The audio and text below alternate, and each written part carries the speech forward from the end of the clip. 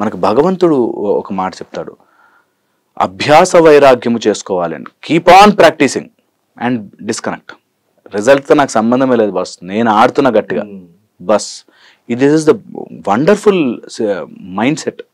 అది జనరేట్ చేసుకోగలిగితే పిల్లలు ఎవ్వరు ఈ రోజుల్లో సూసైడ్లు కానీ, ఒక మార్క్ తక్కువ వచ్చని బాధ కానీ ఏముండదు. అది నిజం.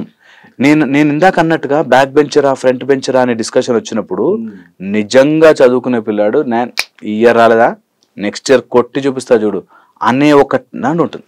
నాకు తెలిసిన ఒక అబ్బాయి ఉన్నాడు, సెకండ్ ర్యాంక్ వచ్చింది, ఫస్ట్ ర్యాంక్ రాలేదు, సెకండ్ ర్యాంక్ వచ్చింది. బట్ నిజంగా నేను I wanted to get first rank అండి.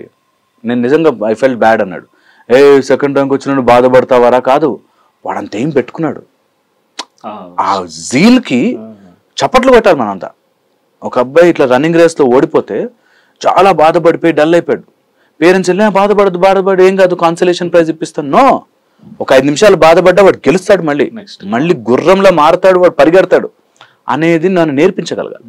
నువ్వు బాధపడకూడదు, నీకు అన్ని చేతికి అందించేస్తాము, ఫ్రీగా ఇచ్చేస్తాము, అది నేర్పించకుండా నువ్వు బాధపడు కొంచెంసేపు కూర్చుని, కానీ రికవర్ ఫ్రమ్ ఇట్, దాని నుంచి బయటకు రా, దాని నుంచి గెలువు, దాని నుంచి మారు అనేది గనక మనం నేర్పించగలిగితే ఈ డిప్రెషన్లకి వాటికి పోరు పిల్లలు.